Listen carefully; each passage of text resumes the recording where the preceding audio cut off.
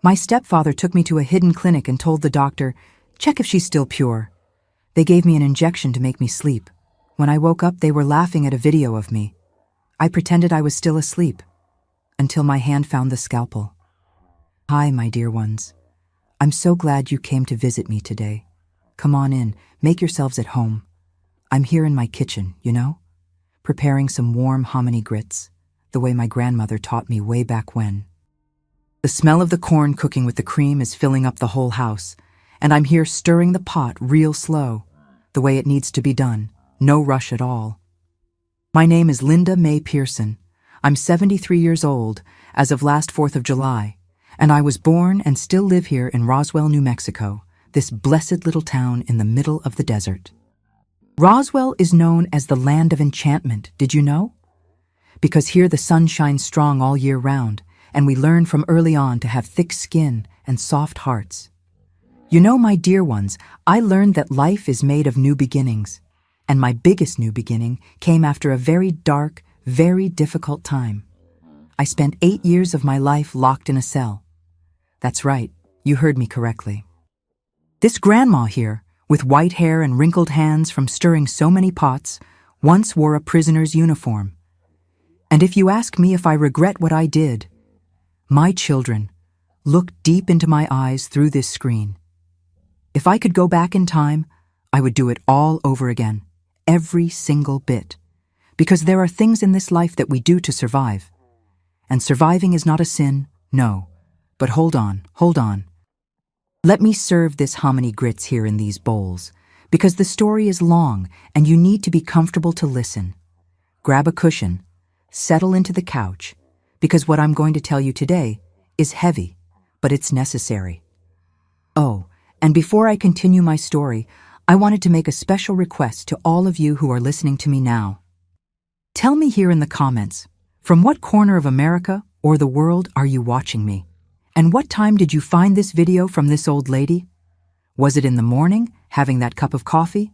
Was it after lunch, resting? Or already in the evening when the house gets quiet? I read every comment, you know, each and every one. And my heart fills with joy when I see people from all over taking time to listen to this New Mexico grandma tell her stories. Tell me, okay? Let's make a chain of love here. Well, my dear ones, for you to understand how I ended up in jail and how I came out stronger than when I went in, I need to go way back. I need to tell you about my family, about my mother, about the man who came into our house and turned everything into hell. I need to talk about obsession, about control, about what happens when a man decides that a woman's body is his property. And I need to talk about the day I decided I wouldn't be anyone's property. The day I grabbed destiny in my hand and never let go. But first, let me tell you where I came from, what my childhood was like here in this harsh desert, and how life was preparing me, without me knowing, for the hardest moment I would ever face. My childhood, my dear ones, was simple as spring water. I was born in a little adobe house out near Bitter Creek, a small ranch on the outskirts of Roswell. My mother's name was Clara, a small woman with calloused hands and a heart the size of the world. She had honey-colored eyes, and when she smiled, 2 dimples appeared that I inherited from her. My blood father, Mr. Eugene, I barely knew. He worked on the cotton farms in the region, spent months away. When I was about 6 years old, he left for a harvest in Lubbock and never came back. My mother waited and waited. She sent word through truckers, asked the salesman who passed through. Nothing. Some said he had died of fever, others that he had gotten another family. We never knew the truth. What I know is that my mother was left alone with 3 small children to raise in the harsh desert. There were 3 of us siblings, me, the oldest, then came Cecil, 2 years younger than me, and little Mary, who was born a few months before my father disappeared. Poor thing, she never really knew her father. Our little house was small, but it was ours. It had only 2 rooms, one where we all slept in beds pushed together, and another that was living room, kitchen, and everything else. The floor was packed dirt, which my mother swept every morning with a straw broom. The adobe walls had cracks where the desert wind came through, and in winter we covered them with old newspaper so it wouldn't freeze so much at dawn. In the yard, my mother kept some skinny chickens, a mesquite tree that gave shade, and a garden of cilantro, green onions, and peppers that she watered with the water left over from washing clothes. We didn't waste a drop of water, my children. In the desert, water is liquid gold.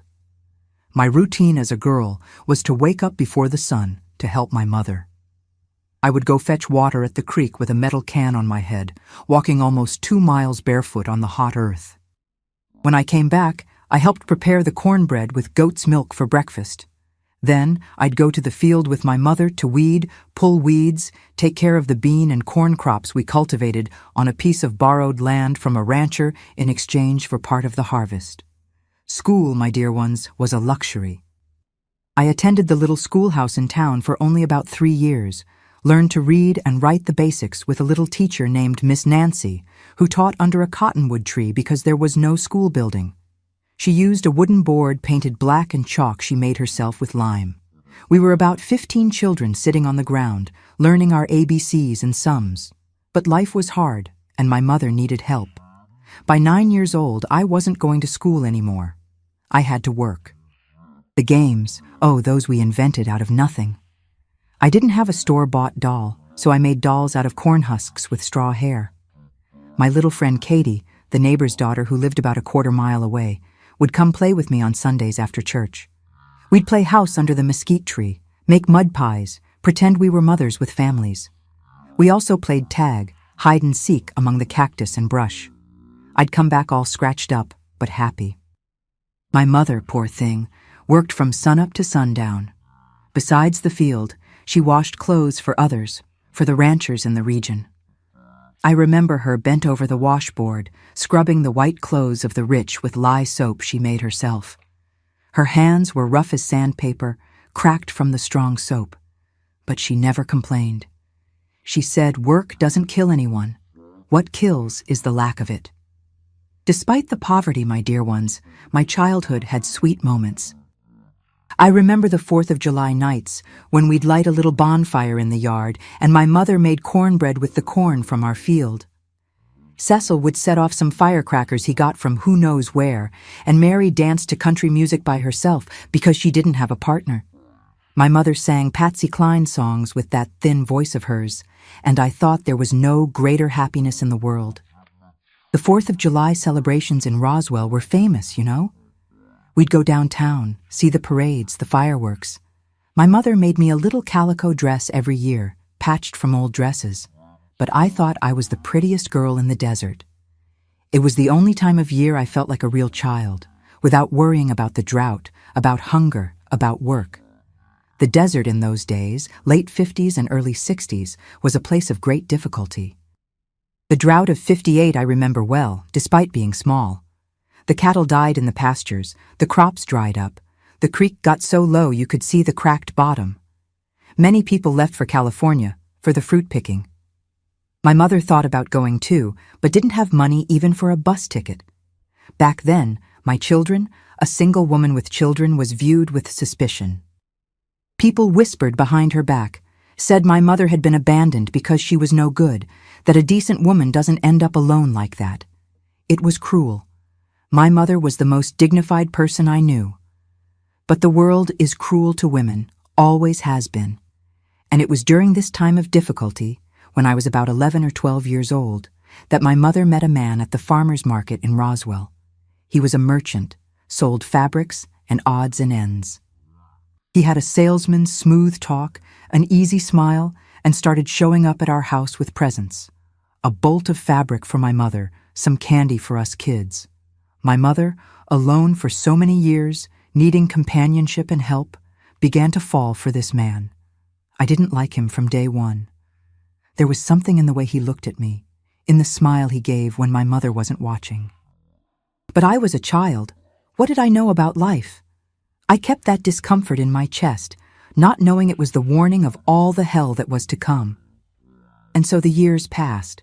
My mother married that man when I was entering adolescence, and that's when everything started to change in a way I could never have imagined in that innocent time of my life. His name was Roger Vance. That I never forgot, my dear ones. Some things you can forget with time, but the name of who made you suffer stays marked in memory, like a hot brand on leather. Roger was about 40 years old when he married my mother. He was a tall, thin man, with a thin mustache and small eyes that always seemed to be calculating something. He came from a family in Carlsbad, from the other side of the desert, and claimed to be very religious. He carried a Bible everywhere, quoted verses from memory, and had that gentle way of speaking that fooled everyone. When he married my mother, I was 13 years old. At first, I confess, I even thought maybe I had misjudged the man. He brought improvements to our lives. We moved out of the little adobe house at Bitter Creek and went to live in a brick house in downtown Roswell with concrete floors and even a real bathroom with plumbing. My mother stopped washing clothes for others. Roger supported the house with his business, and for the first time in our lives, we had guaranteed food on the table every day. But my children, you know what they say about gifts with strings attached? Well, that good life had a price we only discovered gradually. Roger was obsessed with rules, with control. He said it was the word of God, but it was his own word that mattered in that house. My mother couldn't go out alone, couldn't talk to neighbors, couldn't wear clothes that showed her arms. He measured the length of skirts with a ruler, believe it or not. If it was 2 fingers above the knee, he'd make her change. And with me, my dear ones, with me it was worse. Roger created a strange obsession with what he called my purity. From early on, he watched every step I took. I couldn't go to school because there were boys there. I couldn't go to the youth group at church because it ended late. I couldn't even sit on the porch getting fresh air at night because men see a pretty girl and think dirty thoughts. I grew up trapped inside that house, my children. While other girls my age went to 4th of July dances, secretly dated behind the church, lived their youth, I was locked in a room saying the rosary because Roger said that's what decent girls did. My mother, poor thing, tried to intervene sometimes. "Roger, let the girl live a little," she'd ask. But he had a power over her that I didn't understand at that time. He twisted the words of the Bible, said that wives had to obey their husbands, that women who questioned the man of the house were disobeying God. And my mother, raised in that culture of submission, would lower her head and be quiet. When I turned 18, in 1970, I was already a grown woman, but lived as if I were a small child. I didn't know anyone my age, had no friends, knew nothing of the world outside. Roger had managed to turn me into a prisoner without visible bars. It was that year that things started getting worse in a way I didn't expect. Roger began watching me differently. He'd stand at the bathroom door when I went to shower, said he was ensuring my safety. He'd enter my room without knocking, go through my things, smell my clothes. Once I woke up in the middle of the night and he was standing next to my bed, watching me sleep. I almost died of fright. He said he was checking if I was having pure dreams. I started to truly fear him, a fear that churned in my stomach, that made me break out in cold sweat. But who was I going to tell? My mother was completely dominated. My siblings, Cecil and Mary, were younger and also afraid of him. We all walked on eggshells in that house. Roger also began interrogating me constantly about men. "Did anyone look at you today at the market? Did the butcher's son talk to you? Did the bread delivery man say good morning to you?" I'd swear I hadn't talked to anyone, that I hadn't even left the yard, but he didn't believe me. He was convinced I had a secret boyfriend. I didn't have one, my dear ones. I barely knew what a kiss was like. But in that sick man's head, I was a loose woman who needed to be watched day and night. He started making threats, said that if he discovered I was no longer pure, he'd throw me out of the house, tell the whole town, mark me as a woman of the streets. In our culture back then, that was a social death sentence. A dishonored girl couldn't get married, couldn't get a job, had no place anywhere. I lived with that weight on my shoulders every single day. The pressure was so much that I started wasting away. I lost weight, stopped eating properly, had terrible nightmares. My mother asked what was happening, and I couldn't explain. How was I going to say that her husband treated me that way? She wouldn't believe it. Nobody would believe it. Roger was respected in town, was a good businessman, a churchman. On my 19th birthday in 1971, Roger gave me a present that chilled my blood. It was a white dress, all closed up to the neck with long sleeves. "For you to wear at your wedding," he said, with that thin smile. "I'm already talking to a widower from Artesia who wants a decent girl. You'll be married by fall." I didn't know this man, had never seen him in my life, but Roger was negotiating my marriage as if I were merchandise from his store. And worse, he said that before the wedding, I'd have to prove I was still pure.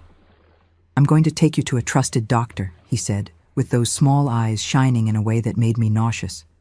"He'll examine you and give a certificate.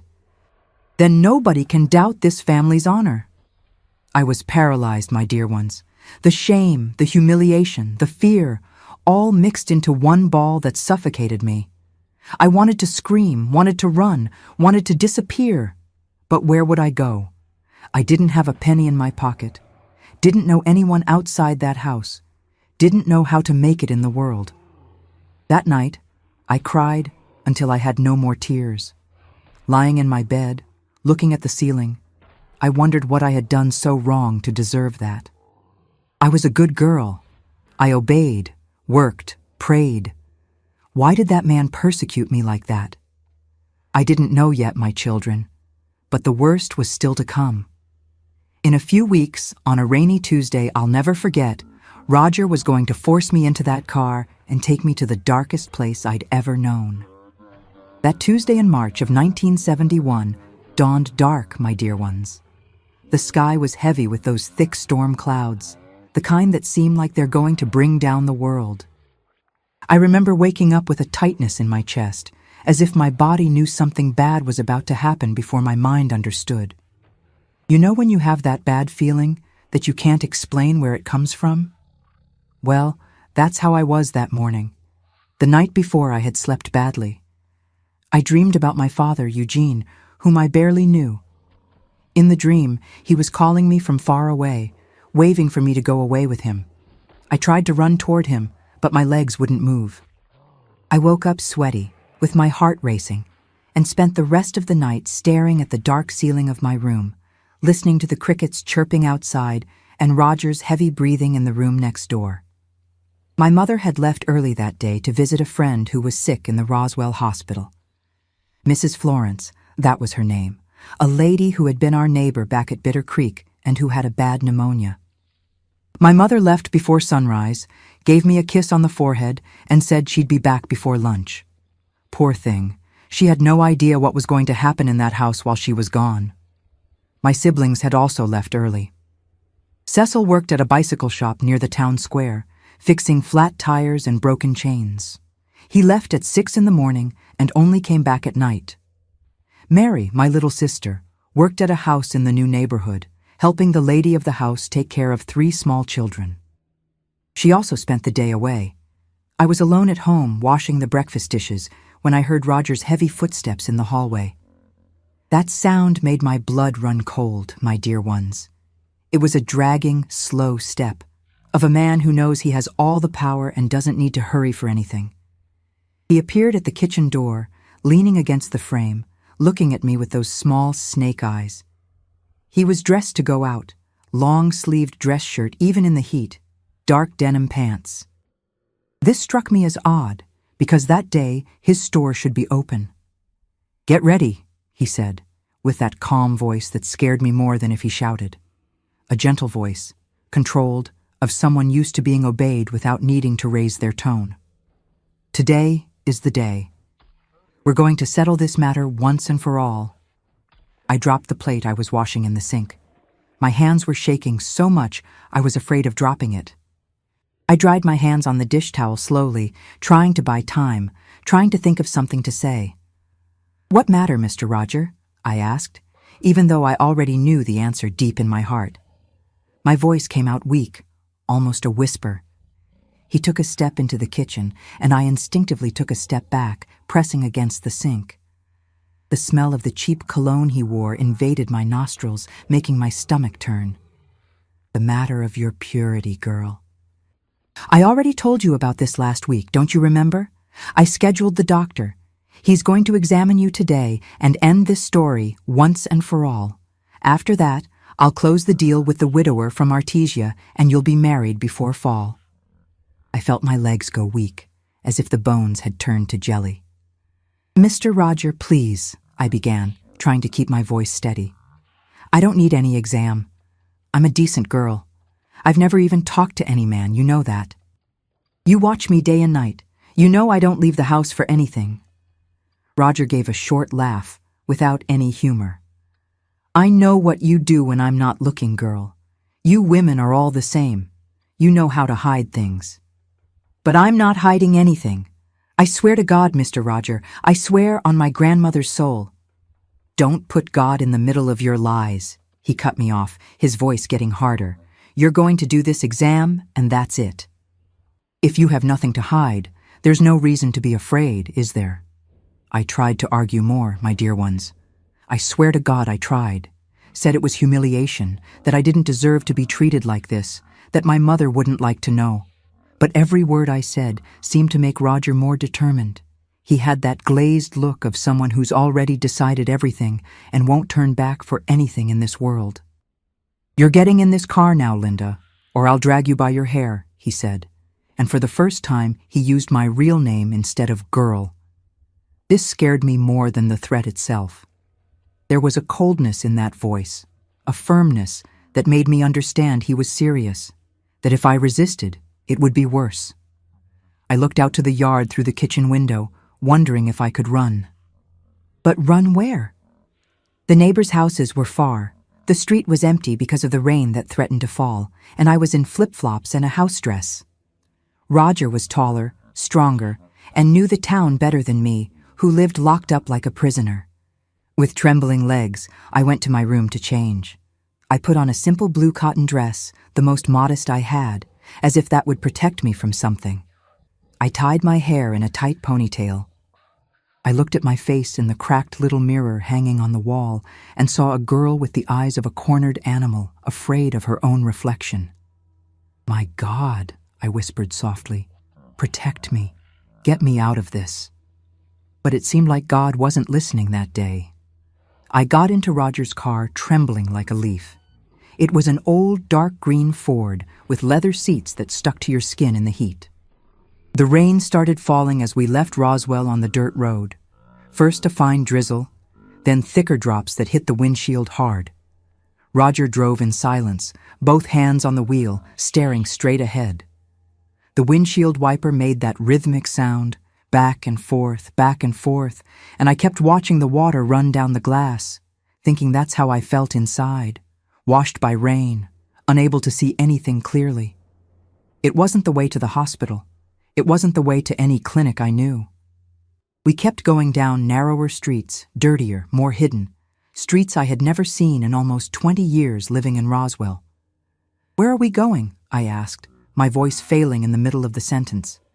To a discreet place, Roger answered, without taking his eyes off the road. This matter is private. It's not for just anyone to know. Imagine if the church people found out I had to have my stepdaughter examined. It would be a shame. Shame. That was his concern. Not what I was feeling, not the terror consuming me inside. His shame, his reputation, his honor. After about 40 minutes on a bad road full of holes and mud, we arrived in a neighborhood I had never seen. It was an old part of town, or maybe some neighboring town. I didn't even know anymore. Abandoned buildings with broken windows, unpaved streets where rainwater formed huge puddles, garbage piled up in corners. It seemed like a place forgotten by the world, a place where bad things happened without anyone seeing. The rain had turned into that heavy desert downpour, the kind that falls all at once as if the sky had torn open. Water ran through the gutters like a river, carrying leaves, branches, trash. Thunder exploded so close it made the car shake. Roger stopped the Ford in front of a 2-story building with a peeling facade and broken shutters. The paint that was once yellow was gray from being so dirty and old. Some dried vines climbed up the wall, giving an even more abandoned look to the place. There was no sign. There was nothing indicating this was a doctor's office. It was just an old wooden door with peeling green paint in a dark alley that smelled of garbage and urine. Next to the door, a puddle of dirty water reflected the gray sky. "Is this it?" I asked, feeling panic rise up my throat like bile. "This doesn't look like a clinic, Mr. Roger. This looks like—" "This is it," he cut me off, already opening the car door. "Dr. Villers is a man of trust, discreet, doesn't ask questions and doesn't gossip around. That's what we need." I thought about not getting out of the car, thought about locking myself in there, refusing to go. But Roger had already come around and opened my door, pulling me by the arm with that strength he hid beneath his calm manner. The rain soaked me in seconds.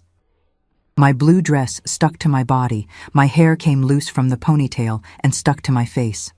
I was drenched, shivering from cold and fear, being dragged into that sinister building.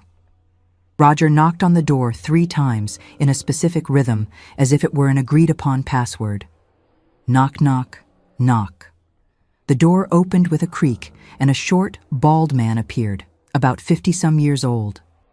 He wore a white lab coat that was once white, but was now grimy, yellowed, with stains that I preferred not to think about what they were. He had a cigarette hanging from the corner of his mouth, and the fingers of his right hand were yellow from nicotine. "This is the girl?" the man asked, looking me up and down in a way that made me feel naked, even dressed, even soaked from rain. There was a strange gleam in those eyes, a gleam that made me nauseous. "This is her," Roger confirmed, pushing me slightly forward. "Is everything ready?" "It is. Come in. Did you bring the money?" Money. They had negotiated this. Roger was paying this man to do God knows what to me. The inside was worse than the outside, my dear ones. Much worse. It was a dark, long hallway with broken tile flooring in several places, showing the rotten cement underneath. The walls had moisture stains that formed strange patterns, and in a corner, I saw what looked like a dead rat, already partly decomposed. The smell was unbearable. Old mold mixed with cheap disinfectant, mixed with cigarette smoke, mixed with something sweet and rotten that I couldn't identify. I covered my nose with my hand, trying not to vomit. Some weak lights flickered on the ceiling, making strange shadows on the walls. The sound of my wet footsteps echoed in that empty hallway, along with Roger's firm steps behind me and the dragging of the so-called doctor's slippers in front. It seemed like a horror movie scene, my dear ones, the kind of movie you watch and think, this never happens in real life. But it was happening. To me. In that moment. The man in the lab coat, whom Roger called Dr. Villers, took me to a room at the back of the hallway. It was a small room, stuffy, with no windows. There was an old examination table covered with a sheet that was once white but was yellowed and stained. Next to the table, a rusty sink dripped water at a constant rhythm. Drip, drip, drip. That sound was going to drive me crazy. On a metal tray, there were surgical instruments, scissors, forceps, speculum, and other things I didn't know the names of. Everything looked old, used, poorly washed. And in the corner of the tray, shining under the weak light, a scalpel with a new blade. The only window in the place was covered with black plastic secured with duct tape, leaving the environment in a suffocating half-light. In the corner, I saw an old chair with a coat thrown on it, and on top of a dusty shelf, a video camera. One of those big cameras that had become popular at that time. I didn't understand why there was a camera there, not at that moment. "Lie down there," the so-called doctor said, pointing to the table with his cigarette. I looked at Roger, begging with my eyes. Tears were already running down my face, mixing with the rainwater still dripping from my hair. "Please," I whispered, my voice breaking. "Please, Mr. Roger, don't make me go through this. I'll do anything. I'll marry the man from Artesia without complaining. I'll do whatever you want, but not this. Please." But Roger wasn't looking at me with pity. There wasn't an ounce of compassion in those small eyes. He was looking at me as if I were an object, a thing to be verified, merchandise to be inspected before the sale. "Be quiet and cooperate, girl. The more you resist, the worse it'll be. I don't want to have to use force." I sat on the table, shaking so much my teeth were chattering. The sheet was damp and smelled of old sweat.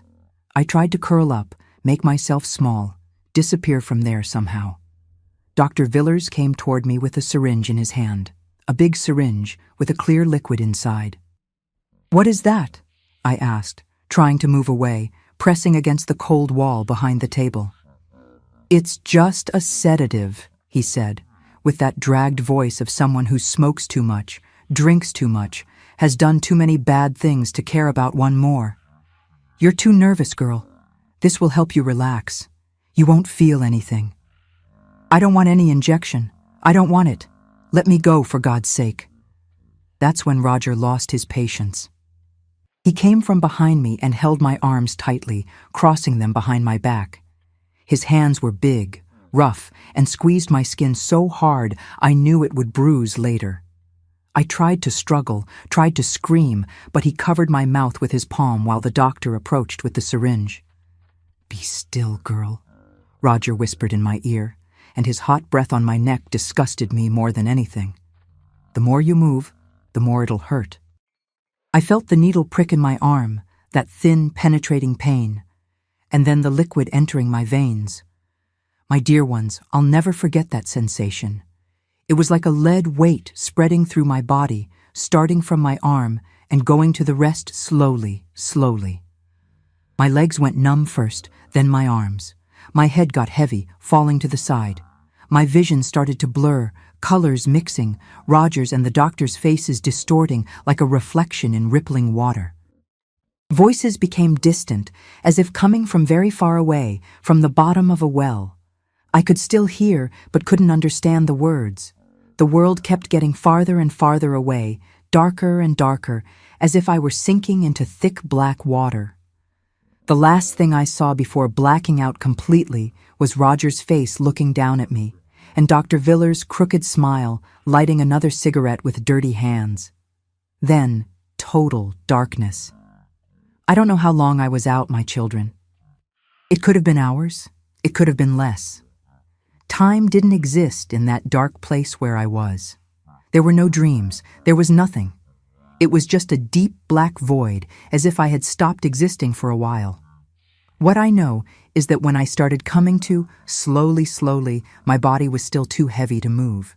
It was as if I were trapped inside myself, conscious but unable to react. I'd tell my fingers to move, and they wouldn't obey. I'd tell my eyes to open, and they stayed closed. Gradually, sensations came back. First, the cold. I was cold, a strange cold, different. Then, the pain. A pain in my arms, where Roger had held me, a pain in the arm where the needle had entered, and other pains, in other places, that I didn't want to think about.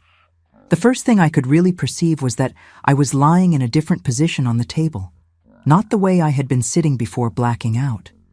My body had been moved, touched, manipulated while I was unconscious. The second thing I noticed was that my clothes were out of place.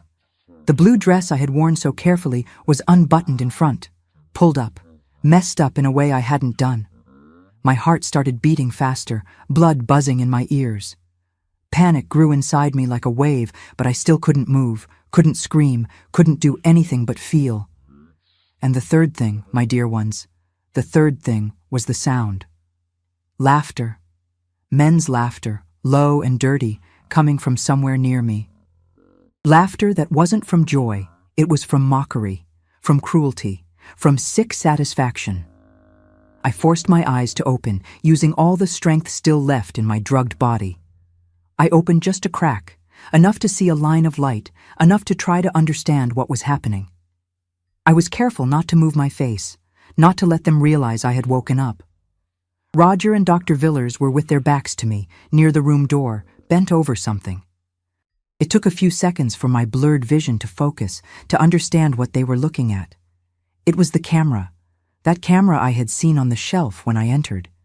They were watching something on the camera's small screen, watching and laughing, pointing at the screen and making low comments I couldn't quite hear. But then I started to understand some words. My brain was waking up slowly, processing what my ears captured. "Look at this," Roger said, with a voice I had never heard from him before. An excited voice, animated, cruel. Nothing of that controlled tone of a religious man. It was his true voice, the voice of the monster hiding underneath. "This came out good, huh? We can sell this material for good money. I know some contacts in Albuquerque who pay well for this kind of thing. Nobody will know it's her. And if they know, who's going to believe a girl with no important family, no money?" "Doctor." Villers gave a laugh that curdled my soul. A hyena's laugh, a vulture's laugh, an animal that feeds on carrion. "The girl is a gold mine, compadre, a gold mine. If you want, we can do this more times. I have other clients who pay well for this kind of content, especially of a young girl like this, pretty like this." "Let's see how this first material sells," Roger responded. "If it goes well, we'll arrange more. She won't even know. This sedative erases everything, right? She won't remember anything." "She won't remember. When she wakes up, she'll be confused, won't know if it was real or a dream. We say she fainted from nerves and that's it? Who's going to doubt?" My dear ones, I can't explain what I felt at that moment. I don't want you to ever have to feel something like this in your life, because it's the kind of pain that has no name, that has no size, that doesn't fit inside your chest. It was as if the ground had opened beneath me, and I was falling into a bottomless pit. All that theater of purity, of honor, of decent girls, of arranged marriage. It was a lie. It was a facade. Roger didn't care about my purity. He never cared. All that surveillance, that obsessive control wasn't to protect me. It was to have me isolated, vulnerable, with nobody to defend me. So he could do that to me. I understood, in that horrible moment of clarity that cut through the drug's effect like a knife, that I wasn't there to be examined. Never was. I was there to be used, filmed, violated in every possible way, and then sold. My body, my image, my dignity, all sold to strangers to amuse themselves at my expense.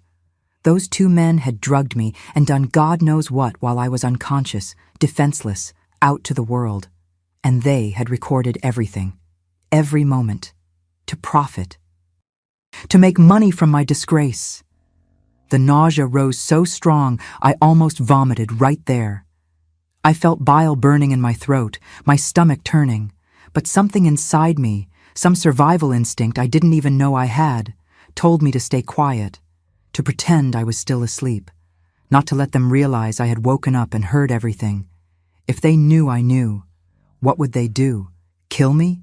Drug me again? Lock me somewhere to never be found?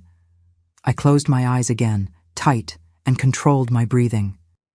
Slowly, slowly, as if I were still in a deep sleep. My heart was racing in my chest, so strong I was afraid they'd hear the beats.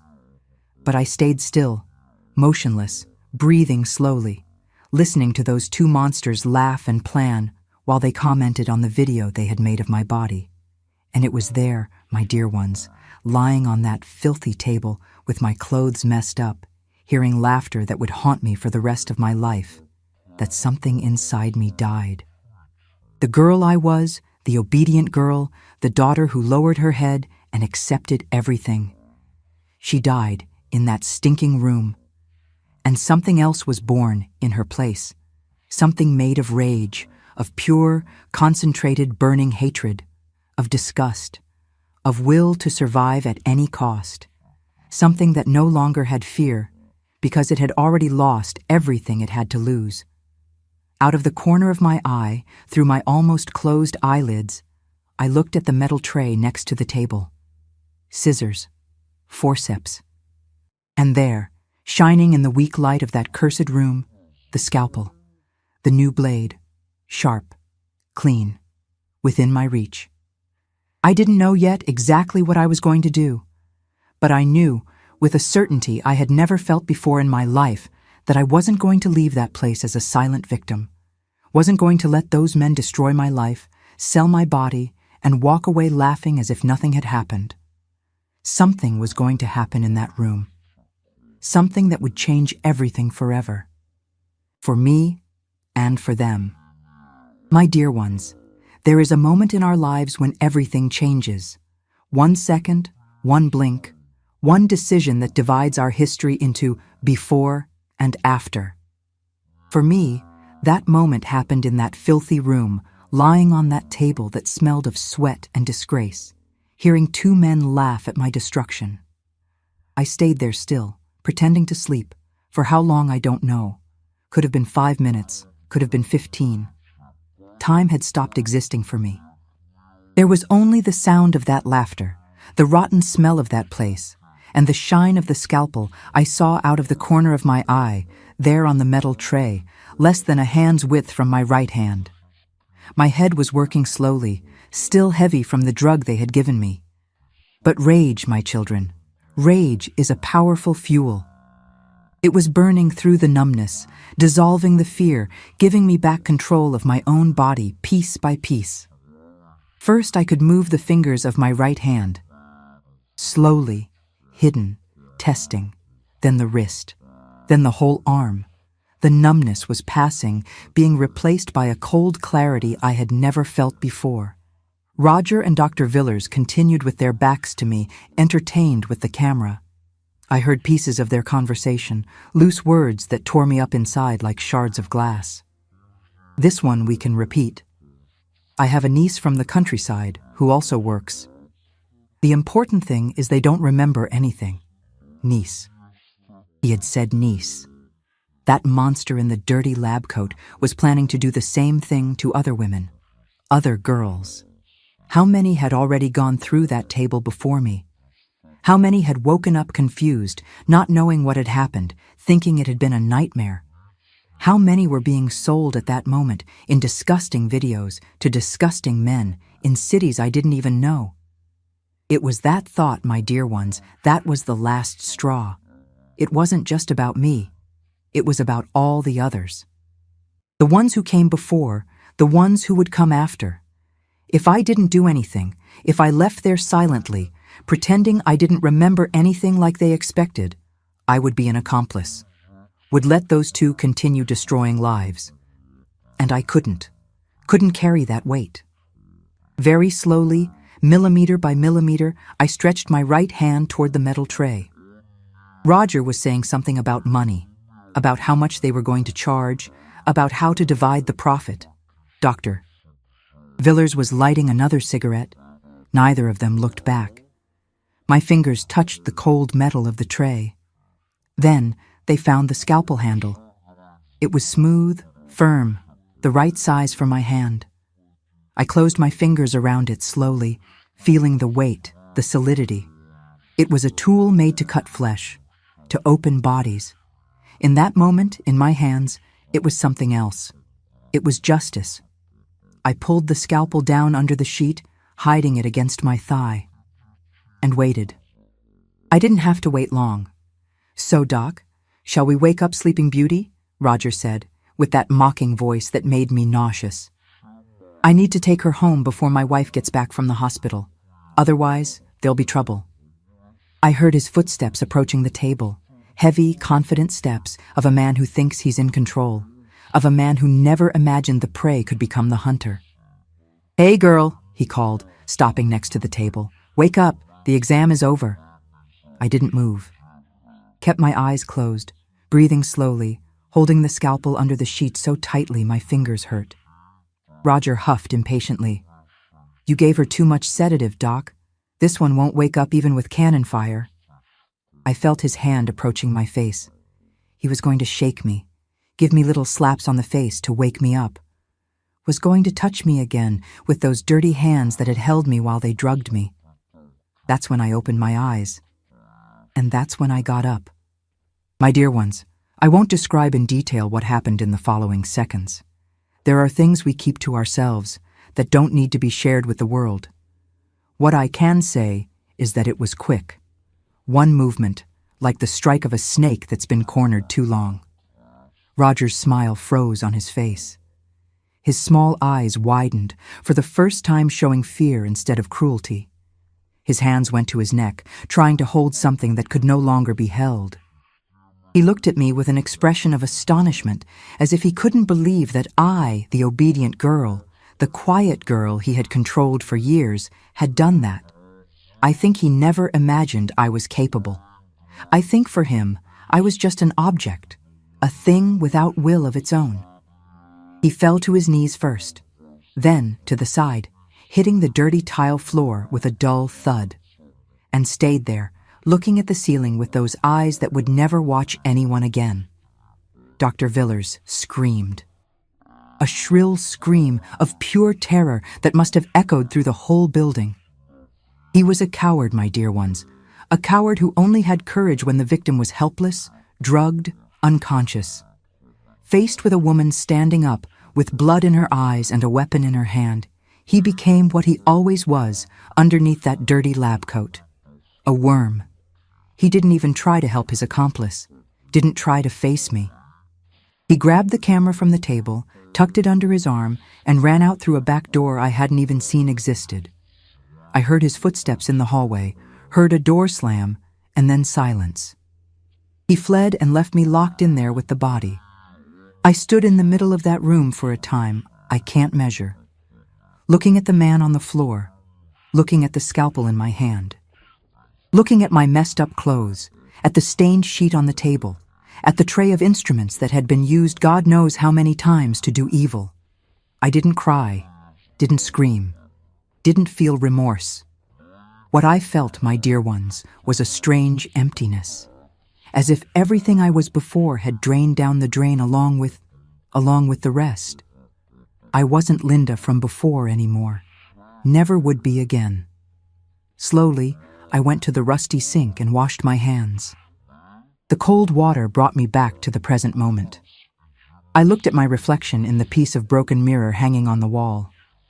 I saw a 19-year-old girl with an old woman's eyes, with eyes of someone who's seen too much, lived too much, suffered too much. Then I went back to the table and sat down, still holding the scalpel, and waited. I don't know how much time passed. Could have been an hour, could have been more. At some point, I heard sirens in the distance. Dr. Villers, in his desperate flight, must have drawn someone's attention. Or maybe some neighbor heard the screams and called the police. In small towns, news travels fast. When the room door opened and 2 police officers entered with guns drawn, shouting for me to drop the knife, I obeyed. I placed the scalpel on the floor slowly, raised my hands, and didn't resist. Didn't try to flee, didn't try to explain. I only said one thing, with the calmest voice I'd ever used in my life. This man drugged me and filmed me, along with another who fled. Do what you want with me, but look for the camera. Look for the videos. I wasn't the first. The police officers looked at me with a mixture of shock and confusion. I think they didn't expect to find a girl in a blood-stained blue dress, sitting calmly on a table, talking about videos and other victims. They put handcuffs on me, took me to the police car. And as the patrol car left that filthy alley, passing through the rain-soaked dirt streets, I looked back one last time. The building with the peeling facade was getting smaller in the rear window of the car. I knew I would never go back there. Knew my life had changed forever in that cursed place. But I was alive. I was awake. And for the first time in years, I was no longer afraid. The rain had stopped, and through the heavy clouds, a ray of sun was starting to appear in the desert sky. It was the beginning of a long journey. A journey that would go through the police station, through court, through a jail cell. A journey of 8 years locked up, paying for my act. But it was also the beginning of my true freedom. The freedom of someone who no longer accepts being a silent victim. And that, my dear ones, that nobody would ever take from me again. The Roswell police station was an old building with peeling walls and noisy fans that didn't cool anything. That's where they took me that March afternoon, still in the stained blue dress, still with my hands shaking, still unable to believe what I had done. They put me in a small room with a scratched wooden table and 2 chairs. A fat sheriff with a sweaty mustache stared at me for a while, without saying anything. I think he was trying to understand how a thin girl like me had managed to do what I did. "You know you killed a man, right?" he finally said, lighting a cigarette. "Roger Vance. Well-known merchant in town. Family man, church man." "I know what I did," I answered, with a voice that didn't sound like mine. "And I know why I did it." It was there, in that stuffy room, that I told everything for the first time. I told about the years of control, about Roger's sick obsession with my purity, about the constant fear I lived in.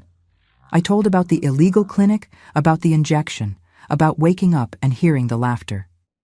I told about the camera, about the plans to sell the material, about the mention of other victims. The sheriff listened with an expression that gradually changed. At first, it was disbelief, like someone who thinks they're hearing lies from a murderer trying to get away with it. But as I spoke, as the details came together, I saw something change in his eyes. It wasn't sympathy exactly, but it was recognition. As if he knew such stories existed, even if nobody talked about them out loud. "This Dr. Villers," he said, writing in a notebook. "Do you know his full name? Where he lives?" "I don't know. I only know Roger called him Doctor and Buddy, and that he fled with the camera. The sheriff sent officers to look for the doctor, but I already knew they wouldn't find him. Men like that know how to disappear, know how to change cities, names, lives. Dr. Villers vanished like smoke, taking with him the only proof of what had really happened in that room. Without the camera, without the video, it was my word against nothing. Roger was dead, the doctor had fled, and I was just a poor desert girl, without education, without an important family, without anyone to defend me. My mother appeared at the police station at the end of that afternoon. Someone had gone to tell her at the hospital, and she came running, with swollen eyes from crying so much. When she saw me behind the bars of the temporary cell, she let out a moan that breaks my heart to this day. "My daughter," she said, grabbing the iron bars. "What happened? What did this man do to you?" I couldn't tell her all the details, not at that moment. I just held her hands through the bars and said, "Mama, he wasn't who you thought. He was a monster." My mother cried all night, cried from guilt, from remorse, from shame for having brought that man into our house. She blamed herself for not having seen, for not having protected, for having believed the pretty words of a predator disguised as a good man. My siblings, Cecil and Mary, came to see me the next day. Cecil had a cold anger in his eyes, an anger I knew well because it was the same I had felt. "If I'd known," he said quietly, "I would have taken care of this myself, sis. You didn't need to carry that weight alone." Mary just cried, hugging the bars, repeating that she loved me, that everything would be okay, that God would find a way. But God, my dear ones, sometimes finds a way different from what we expect. The trial happened 6 months later, in September of 1971. The Roswell Courthouse was an imposing building in the town square, with white columns and a clock that marked the hours as if time inside was the same as outside. But it wasn't. Time inside a courtroom is different, stretches and shrinks as words are spoken. I had a lawyer, a public defender named Mr. Arthur Caldwell. He was a thin man with thick glasses and a worn suit who smelled of coffee and cigarettes. He wasn't rich, wasn't famous, but he was honest. And he was the one who fought for me when everyone in town had already condemned me. Because that's what happened, my dear ones. The town condemned me before the jury. Roger Vance was known, was respected. Had friends at City Hall, at church, in business. And I was just the ungrateful stepdaughter who had murdered the man who took care of her for years. The whispers followed me wherever I went. Murderer. Crazy. Liar. People spat on the ground when my mother walked down the street. Someone threw a rock through our house window. My family became pariahs in that town because of me. But Mr. Caldwell didn't give up. He investigated on his own, looked for other women who might have been victims of that clinic. Didn't find anyone willing to talk. The fear was too great. But he found rumors. Whispered stories about girls who had gone to that building and came back strange, confused, not quite remembering what had happened. At trial, he presented all this to the jury, talked about Roger's obsessive control, about the isolation I suffered, about the illegal clinic with no registration. Talked about the forced injection, about me waking up with my clothes moved, about the laughter and the plans I had heard. The prosecutor, a stern-faced woman who looked at me as if I were a dangerous animal, said none of this justified murder, said I could have run away, asked for help, reported it, said I had chosen to kill a man in cold blood. But Mr. Caldwell countered. "In cold blood?" he said, his voice echoing in the courtroom. Ladies and gentlemen of the jury, this girl was drugged, violated in her dignity, filmed against her will. She heard those men planning to sell images of her body. She didn't act in cold blood. She acted in desperation, in defense of her own life and honor. What would you have done in her place? The jury was out for 4 hours. 4 hours that felt like 4 years. I sat on that hard wooden bench, looking at the crucifix on the courtroom wall, quietly praying all the prayers my grandmother had taught me. When the judge read the sentence, I already knew I wouldn't be acquitted. Society at that time didn't forgive women who defended themselves with violence. But the jury recognized the circumstances, recognized that I was under strong emotion provoked by an unjust act from the victim, recognized that there had been moral violation. I was convicted of voluntary manslaughter, not first-degree murder. The sentence was 12 years, reduced to 8 because of mitigating factors. 8 years in prison. 8 years of my youth locked behind bars. When the gavel came down and the sentence was declared, my mother fainted in the back bench of the courtroom. Mary screamed. Cecil punched the wall so hard he broke his fingers. And me? I stayed quiet, looking ahead, feeling a strange weight lift from my shoulders. I was going to pay for what I had done. But Roger had also paid, and would never hurt anyone again. They took me to the women's penitentiary in Albuquerque, the nearest city with a facility. It was a gray place, with long corridors and cramped cells, where the sun only came in through small cracks in the walls. At first, my dear ones, I thought I was going to die in there, not from disease or violence, but from sadness, from loneliness, from shame. But prison, strangely, saved me in some ways. Inside, I met other women. Women who had been through things similar to mine.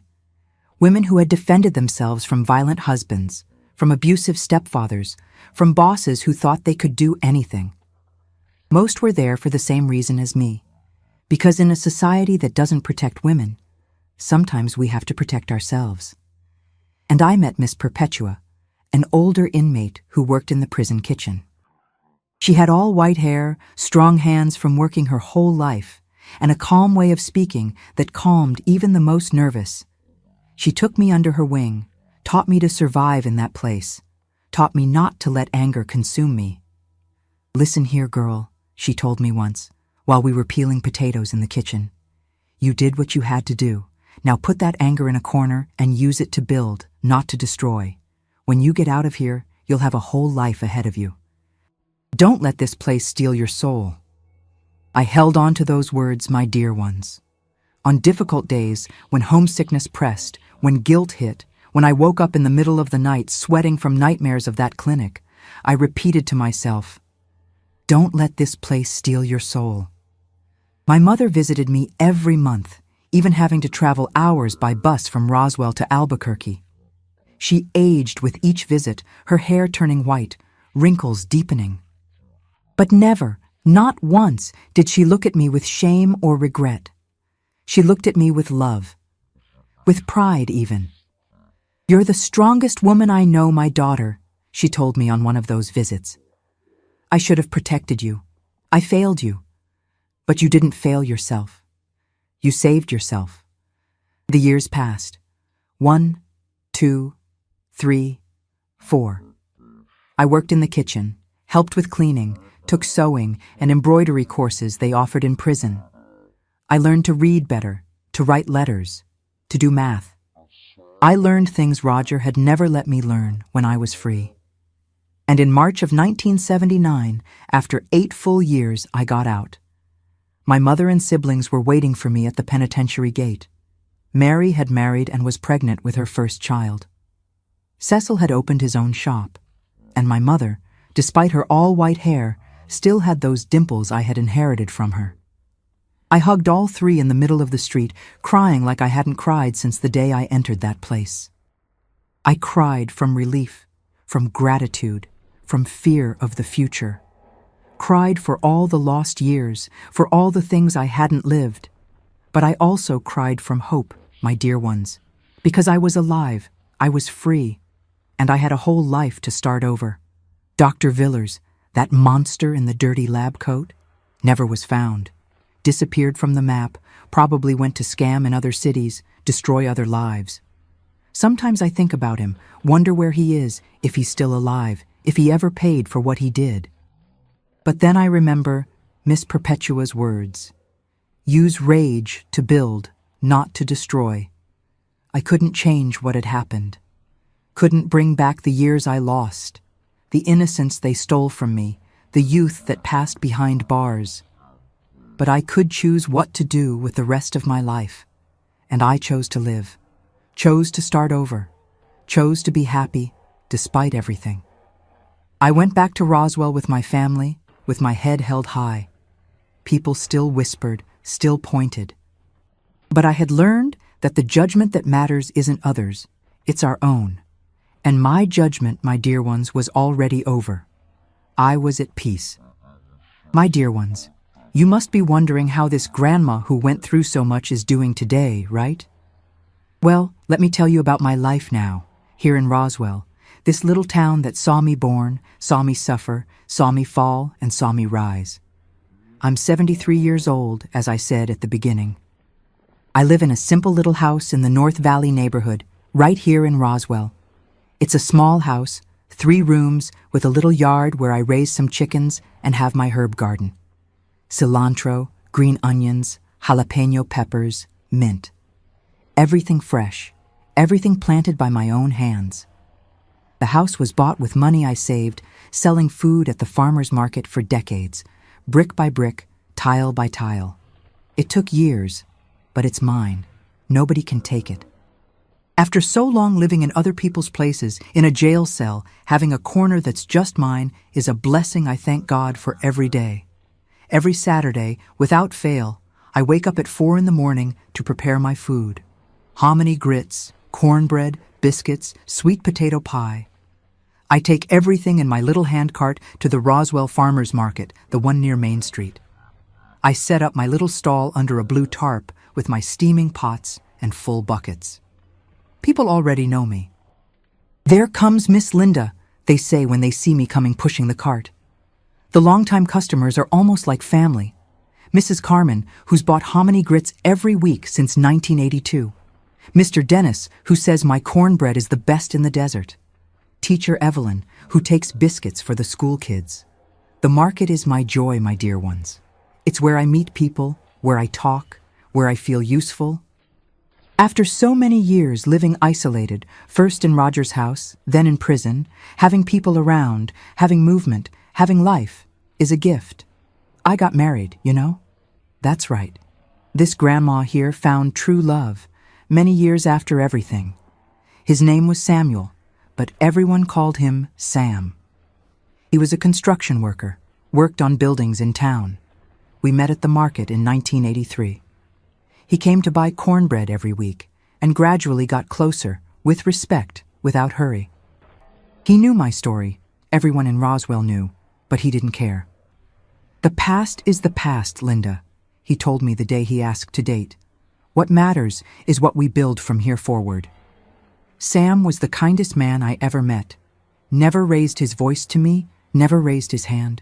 Treated me like a queen, even living in a simple little house, even not having any luxury. We got married in 1985 in a small ceremony at St. John's Church, with my mother, my siblings, and a few friends.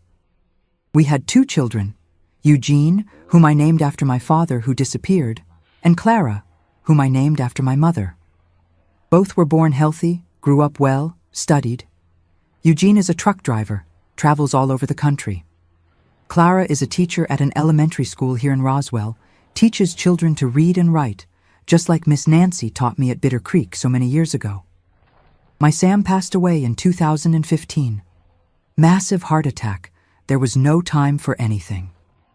I was at the market when I got the news, dropped everything, and ran to the hospital. But when I arrived, he was already gone. 10 years without him now, and the longing still hurts every day. But I keep the good memories in my heart. The 30 years of happy marriage we had, the children we raised together, the love he gave me. Today, my dear ones, my greatest joy is my grandchildren. I have 4. Sam Jr., Eugene's son, who's 18 and taking college entrance exams for engineering. There's Linda, my namesake, Clara's daughter, who's 15 and wants to be a doctor. And there are the twins, David and Daniel, also Eugene's sons, who are 9 years old and are 2 little rascals who don't stay still for a second. The twins come spend their vacations with me every year. The house becomes a mess. There are toys scattered everywhere, there's yelling, there's running around. And I love every second.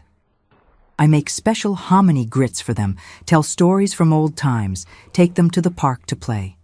They call me Gram Linda because they say Linda May is too long. My mother, Clara, passed away in 1997. It was from old age, sleeping, peaceful. She was 82 years old and spent the last years of her life living with me and Sam. I took care of her until the end, as she took care of me all my life. On the day she passed, she held my hand and said, "I'm proud of you, my daughter, always have been." Cecil, my brother, is still alive. He's 71 years old, lives here in Roswell, with his wife, Miss Josie. He expanded the bicycle shop, now sells and repairs motorcycles too. We visit every Sunday, have lunch together, catch up. Mary, my little sister, moved to Santa Fe with her husband in the 90s, has 3 children, 7 grandchildren. We talk on the phone every week, and she comes to visit me on 4th of July, which is always big here in Roswell. My routine today is simple and peaceful, my dear ones. I wake up early, from habit of someone who spent their life working before sunrise. I have my coffee with cream, eat a piece of cornbread with butter. I take care of my chickens, water my garden, sweep the yard. In the morning, sometimes I go to 6 o'clock Mass at St. John's Church. In the afternoon, I sit in my rocking chair on the small porch and watch the street movement, waving to neighbors who pass by. I'm part of the parish seniors group. We meet every Wednesday to pray and do crafts. I teach the other ladies how to crochet and embroider, things I learned in prison and perfected over the years. We sell the crafts at the church bazaar, and the money goes to help families in need. Life is good, my dear ones. It's simple, but it's good. I still have nightmares sometimes, still wake up in the middle of the night sweating, with the memory of that filthy room, that laughter. But the nightmares became rarer over time, and when they come, I get up, make a mint tea from my garden, sit on the porch and look at the stars until calm returns. The past doesn't define me anymore. It's part of me, yes, but it's not all I am. I'm a mother. I'm a grandmother. I'm the hominy grits lady at the Roswell Farmers Market. I'm the lady who teaches crochet at the seniors group. I'm the neighbor who shares eggs with whoever needs them. I'm the grandma who tells stories to her grandkids on 4th of July nights. I'm a survivor. And that, my dear ones, is the greatest victory of all. My dear ones, before I say goodbye, I wanted to leave some words in the heart of each one who listened to me until now. If you're going through a situation similar to mine, If there's someone in your life who controls you, who watches you, who makes you feel afraid inside your own home, I want you to know, you're not alone. And you don't need to accept this. I spent years thinking it was normal, that this was how things worked, that I had to lower my head and obey. But it's not normal, my children. Control is not love. Surveillance is not protection. Fear is not respect. I learned that we have an instinct inside us that warns when something is wrong. That tightness in the chest, that chill in the stomach, that little voice that says, "Get away from here." Listen to that voice. It's protecting you.